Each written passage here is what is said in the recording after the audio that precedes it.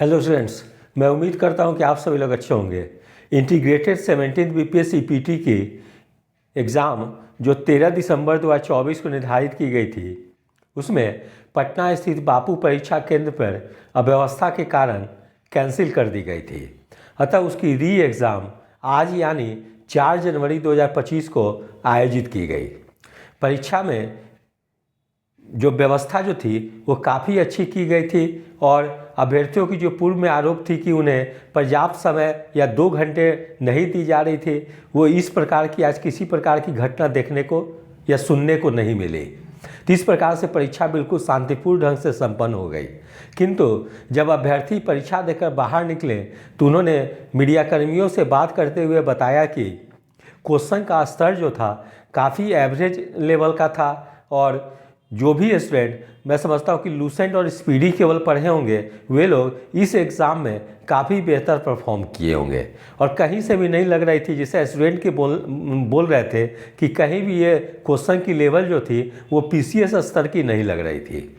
और बहुत सारे प्रश्न जो थे वो बीपीएससी में जो प्रीवियस ईयर क्वेश्चन जो थे वहाँ से ही उठा के हूबहू पूछ दी गई थी, लेकिन उसको समय के अनुसार अप टू डेट नहीं की गई थी। जैसे एक क्वेश्चन ज्योग्राफी में पूछी गई थी बिहार की ज्योग्राफी से कि ट्रॉपिक ऑफ कैंसर या कर्क रेखा निम्नलिखित में से किस राज्य से गुजरती है, तो उसमें एक ऑप्शन दी गई थी बिहार, जबकि एक्चुअल में जिस स्टेट से गुजरती है वो दी नहीं गई थी। तो ये क्वेश्चन तब सही होती जबकि बिहार से झारखंड अलग नहीं हुई थी तब। तो ये सेम प्रश्न ही आपको झारखंड बनने के पहले ही बीपीएससी के एग्ज़ाम में पूछी गई थी। तो ये हूबहू जो थी प्रीवियस ईयर क्वेश्चन उठा के वहाँ से पूछ दी गई, किंतु उसको झारखंड बनने के बाद जो थी कि अब ट्रॉपिक ऑफ कैंसर जो है कि वो झारखंड से गुजरती है ना कि बिहार से गुजरती है, इसको अपडेट नहीं की गई और ऑप्शन में बिहार के जगह पर झारखंड ऑप्शन नहीं दी गई थी, जिससे स्टूडेंट को काफ़ी परेशानी हुई। तो इस प्रकार की जो थी थोड़ी सी क्वेश्चन में एरर देखने को भी मिली। और भी कई प्रश्न थे जो हूबहू प्रीवियस ईयर से क्वेश्चन से उठा के पूछ दी गई थी।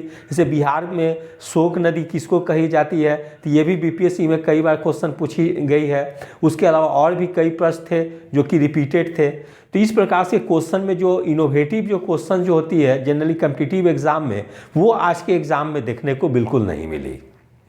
जिससे जो अभ्यर्थी पूर्व में डरे हुए थे कि आज अगर दोबारा हम लोग एग्ज़ाम देंगे तो क्वेश्चन की लेवल काफ़ी हाई रह सकती है या किस प्रकार की प्रश्न पूछी जाएगी, इसको लेकर वे लोग काफ़ी ज़्यादा जो सशंकित थे, वो आज जो एग्ज़ाम के बाद बिल्कुल जो थी कि दूर हो गई। किंतु अब जो अभ्यर्थी 13 दिसंबर के एग्ज़ाम में सम्मिलित हुए हैं उन लोगों को यह भय सता रही है कि यदि इस एग्ज़ाम में मतलब नॉर्मलाइजेशन या स्केलिंग लागू नहीं होती है तो वैसी स्थिति में हम लोग को ज़्यादा नुकसान होगी। और जो स्टूडेंट आज यानी 4 जनवरी 2025 के परीक्षा में अपीयर हुए हैं उन लोग को निश्चित रूप से एडवांटेज मिलेगी, क्योंकि आज के एग्ज़ाम में जिस प्रकार के प्रश्न की लेवल थी उसमें कोई भी स्टूडेंट 110-15 क्वेश्चन में निश्चित रूप से सही कर सकते थे जिन्होंने थोड़ी बहुत भी अच्छी तैयारी की होगी। क्योंकि बहुत सारे ऐसे प्रश्न थे कि जो कि व्यवहारिक ज्ञान के आधार पर भी स्टूडेंट उसके जवाब दे सकते थे, ठीक है, जो कि उनको रोज़मर्रा की ज़िंदगी में या तो न्यूज़पेपर में पढ़ते हैं या उनको न्यूज़ में सुनने को मिलती है। जैसे बिहार के किस ज़िले में लीची का उत्पादन सर्वाधिक होता है, या मखाना का उत्पादन कहाँ होता है किस ज़िले में, या बिहार के कौन सा ज़िला है जहाँ पे कि विश्व स्तरीय पेंटिंग बनाई जाती है। तो इस टाइप के चीज़ जो थे कि लोग अक्सर सुनते रहते हैं तो वो नहीं भी पढ़े हुए तो व्यवहारिक ज्ञान के आधार पर वो बना सकते थे। तो इस प्रकार के आज के क्वेश्चन को देख कर यही लगी कि आपको बहुत ज़्यादा बुकिश नॉलेज की ज़रूरत नहीं है। आप इजीली जो थे कि अगर आप ज़रा सा भी अवेयर रहते हैं, न्यूज़ सुनते रहते हैं, तो आप इजीली क्वेश्चन को सॉल्व कर सकते थे। लेकिन जो स्टूडेंट पीसीएस लेवल की तैयारी करते हैं उन लोगों को आज के क्वेश्चन देखकर एक सेटबैक लगी है कि एक पीसीएस लेवल की क्वेश्चन क्या इस प्रकार की हो सकती है। तो बीपीएससी को इस बारे में विचार करने की ज़रूरत है और अपने लेवल को निश्चित रूप से बढ़ाने की ज़रूरत है कि एक पीसीएस लेवल जो अदर स्टेट्स में भी आयोजित की जाती है उस लेवल को मेंटेन करें। क्योंकि बीपीएससी के चेयरमैन सर ने बोला था एग्ज़ाम के पहले कि इस बार क्वेश्चन की लेवल जो होगी वो स्तरीय होगी और सतही ज्ञान से केवल आप क्वेश्चन को सॉल्व नहीं कर पाएंगे। किंतु जो भी अब इस बार 2 फेज में जो एग्ज़ाम हुई, जैसे एक 13 दिसंबर को एग्ज़ाम हुई, दूसरी आज 4 जनवरी को एग्ज़ाम हुई, दोनों के क्वेश्चन पेपर को देखने से कहीं भी नहीं लगी है कि ये पीसीएस लेवल की क्वेश्चन है। तो आज जो एग्ज़ाम हुई है मैं उसका कट ऑफ इसलिए नहीं बना रहा हूँ क्योंकि इस टाइप का क्वेश्चंस में जिस टाइप से पूछी गई है उसमें कट ऑफ बनाने का कोई मुझे लगता है कोई ज़्यादा मीनिंग नहीं रखती है, क्योंकि बहुत सारे स्टूडेंट जो थोड़े से भी तैयारी किए होंगे 110-15 क्वेश्चन इजीली सॉल्व कर लिए होंगे। अब देखना है कि आयोग जो है नॉर्मलाइजेशन या स्केलिंग का कौन सा मेथड अपनाती है।